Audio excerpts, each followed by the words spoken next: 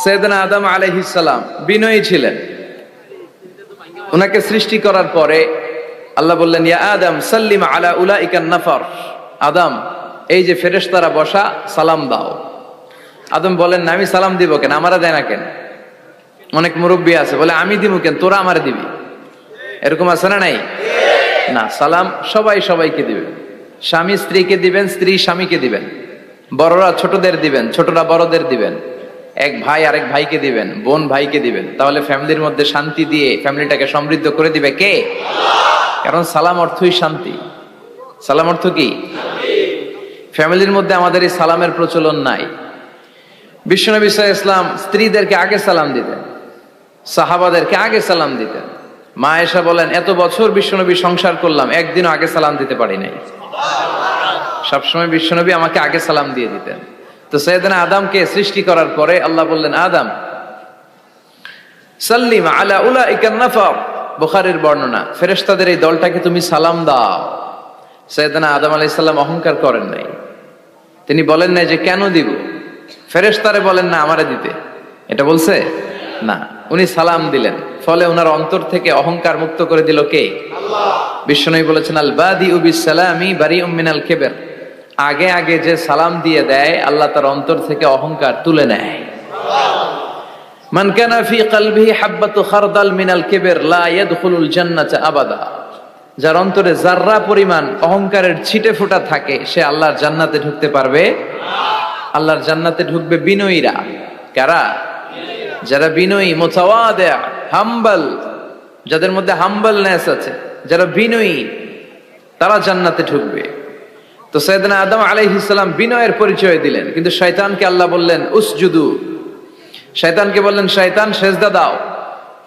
ফেরেশতাদেরকে যখন অর্ডার করেছে সেজদা দাও, শয়তান বলল, আল্লাহ আমি সেজদা দিব না। অহংকার করলো, সে নিজে নিজে উপরে উঠতে চাইলো। সে বলল, খালাকতানি মিন নার ওয়া খালাকতাহু মিন তিন।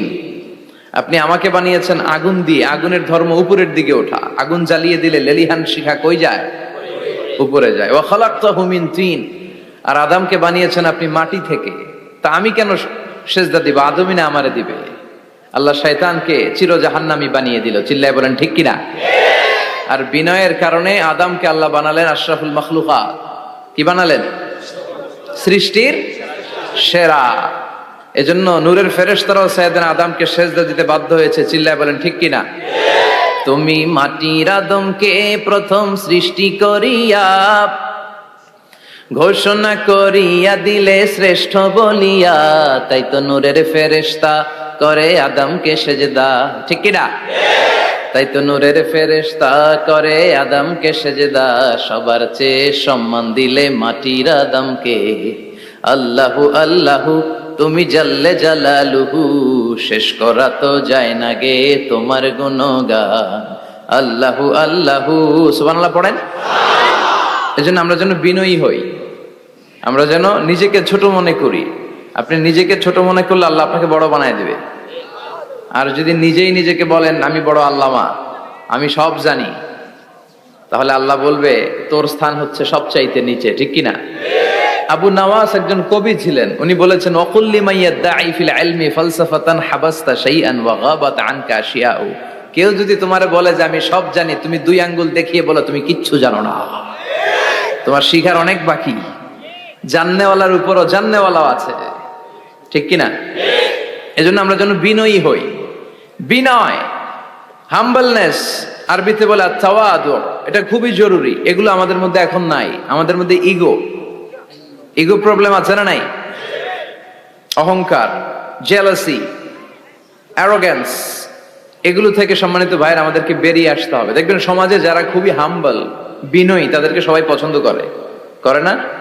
আর অহংকারীদের কেউ পছন্দ করে না। সামনে সালাম দেয়, পিছনে গালি দেয়। কথা বলেন? এজন্য অহংকারী হবেন না, বিনয়ী হবেন। বিশ্বনবী বলছেন, আল্লাহ আপনি আমারে বিনয়ী বানান, আপনি আমারে ধৈর্যশীল বানান, আপনি আমারে শুকর গুজার বানান। আমার চোখে আল্লাহ আপনি আমারে ছোট বানান, মানুষের চোখে আপনি আমারে বড় বানান। এই বাণীটা একটা বিপ্লবী বাণী। লা ইলাহা মুহাম্মাদুর রাসূলুল্লাহ। ঝিনুকের ভেতর লুকিয়ে থাকে যেমন মতি, ঝিনুকের ভেতর লুকিয়ে থাকে যেমন মতি, কালমা শাহাদাতে আছে আল্লাহর জ্যোতি, কালমা শাহাদাতে আছে আল্লাহর জ্যোতি। সুবহানাল্লাহ পড়ে। এটার মধ্যে একটা লাইট আছে, লাইট স্পার্ক করে, এটা জ্যোতি, এটা আল্লাহর নূর। এটা যারা অন্তরে একবার প্রবেশ করতে পারে সে সত্য ছাড়া চোখে আর কিছু দেখে না। এই কালেমার পক্ষে শক্তি যারা, তারা সত্য আর ন্যায়ের পক্ষে চিল্লায় বলেন ঠিক কিনা।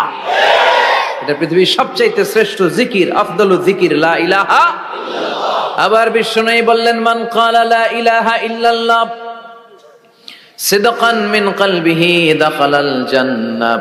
অন্তর থেকে একনিষ্ঠতার সাথে একবার যে লা ইলাহা পড়বে ওই লোকটা জান্নাতে প্রবেশ করবে। তার অপকর্মের কারণে, তার পাপের কারণে হয়তো সে পানিশমেন্ট পাবে জাহান্নামে, কিন্তু ফাইনালি সব শেষে সে জান্নাতে ঢুকবে, ঠিক কিনা। তাওহীদেরই মুর্শিদ আমার মুহাম্মাদের নাম বলো, মুহাম্মাদের নাম, আল্লাহর নাম জপলে বুঝতে পারি আল্লাহরই কালাম বলো, মুহাম্মাদের নাম। ওই নামেরই রশি ধরে যায় আল্লাহর পথে, ওই নামেরই ভেলায় চড়ে ভাসি নূরের স্রোতে, ওই নামের বাতি জেলে দেখি আরশের মুকাম বলো, মুহাম্মাদের নাম। সবাই পড়েন তাওহীদেরই মুর্শিদ আমার মুহাম্মাদের নাম বলো, মুহাম্মাদের নাম, আল্লাহর নাম জপলে বুঝতে পারি আল্লাহরই কালাম বলো, মুহাম্মাদের নাম। চিল্লায় পড়েন আমিন। সব সময় বিপদে আপদে কার কাছে যাবেন?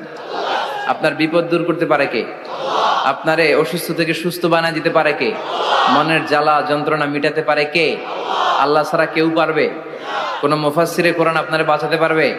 কোন আল্লাহর ওলি বাঁচাতে পারবে? এমনকি আল্লাহর কোন পয়গম্বর, কোন নবী আপনার কিচ্ছু করতে পারে? করতে পারে একজন, তিনি কে? কিনা আল্লাহ বলেছেন ওয়াকাযালিকা জাআলনাকুম উম্মাতান ওয়াসাতান লিতাকুনু শুহাদা আলান নাস। তোমাদেরকে হতে হবে উম্মাতান ওয়াসাতান, মধ্যমপন্থী উম্মাত, মাঝামাঝি থাকতে হবে। কিন্তু আমরা এদেশে মার্জিনালাইজ করে ফেলি, বুঝতে পেরেছেন? এক প্রান্তে চলে যায়। যারা চরমনায়ের মুরিদ অন্যদেরকে আর দেখা যাবে না, যারা সরসিনার মুরিদ এরাই সব, অন্যদিকে যাওয়া যাবে না। যারা জামাত ইসলাম অন্যদিকে আর যাওয়া যাবে না। যারা হেফাজতে ইসলাম অন্য কারোর মধ্যে আর হক নাই। যারা আহলে হাদিস এরা তো সব নিয়েই গেছে, সব হক সুন্নাহ এদের কাছে, কারো মুখের কোনো কথা এদের কাছে কোনো দাম নাই। আপনি যত হকের কথা বলেন এদের দলেই নাকি ঢুকতে হবে। তো আমার এই দেশে সুন্নি ভাইরা গালি দেয় আহলে হাদিস বলে, আবার আহলে হাদিসরা আমার গালি দেয় সুন্নি বলে, বুঝতে পেরেছেন?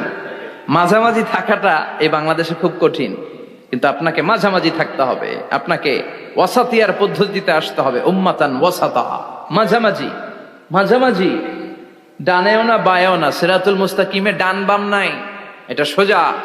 এই রাস্তা একবার যদি উঠে যান এই রাস্তা শেষ হয়ে যাবে জান্নাতুল ফেরদাউসের ভিতরে। চিল্লায় বলেন ঠিক কিনা। এই জন্য আমরা যেন মিডল পাথ ধরি, আমরা যেন কট্টর না হই, আমরা যেন মাঝামাঝি হই। আপনি তাবলিগ করতে পারেন, করেন, খুব ভালো। তাবলিগের ভাইদের একটা ভালো গুণ হচ্ছে নিজের খেয়ে নিজের পরে ইসলামের দাওয়াত দেয়, ঠিক কিনা? নিজের টাকা ভেঙে দাওয়াত দিচ্ছে, তো তাদের কারণে অনেকে কালিমা শিখছে, অনেকে নামাজ শিখছে, তাদেরও কন্ট্রিবিউশন আছে না নাই? তো যারা তাবলিগ করেন আপনি মনে করবেন না যে সব হক সব সত্য, শুধু আপনি হকের ডিলার এটা মনে করবেন না। সব সত্য হক এটা আপনার বাবার দাদার সম্পত্তি এটা মনে করবেন না। সব দলের মধ্যে হক থাকতে পারে, বরং সব দলের ভালো ভালো জিনিসগুলো নিয়ে নিজেকে সাজানো দরকার। কথা বলেন। জামাত ইসলামের মতো, হেফাজতে ইসলামের মতো আন্দোলনের স্পিরিট থাকতে হবে। চিল্লা এখন ঠিক কিনা। আমার সুন্নি ভাইদের মতো নবীর প্রেম অন্তরে থাকতে হবে। চিল্লা এখন ঠিক কিনা। তাবলিগের ভাইদের মতো হৃদয়ে ইখলাস থাকতে হবে। এই সবগুলোর সমন্বয় হচ্ছে ইসলাম, সবগুলোর সমন্বয় ইসলাম। এজন্য কখনো মনে করবেন না যে আমি একদল করি তার মানে অন্য সব দল মনে হয় বাতিল, ওগুলো মনে হয় মুসলমান না, ওগুলো আমার চোখেই ধরে না। এটা ঠিক না, এটা ইহুদিদের স্বভাব। ইহুদিরা শুধুমাত্র হকের ডিলার মনে করতো নিজেদেরকে। ইহুদি ছাড়া বাকি কাউরে ওরা চোখে দেখতে পারতো না। এজন্য আমরা কি কট্টরপন্থী হব না মধ্যমপন্থী? চিল্লায় বলেন, কট্টরপন্থী না মধ্যমপন্থী? আল্লাহ আমারে যতদিন বাঁচিয়ে রাখা আমি মধ্যম পন্থার কথা বলেই যাব, up to my death. It's my mission, it's my vision.